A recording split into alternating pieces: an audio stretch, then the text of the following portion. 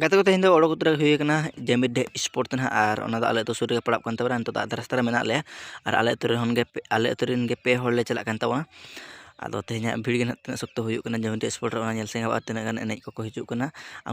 को और तीन पढ़ा को हजून तबना उनको तो ठीक है भीड़ कंटिन्यू तहन पे आले पे स्किप तबना।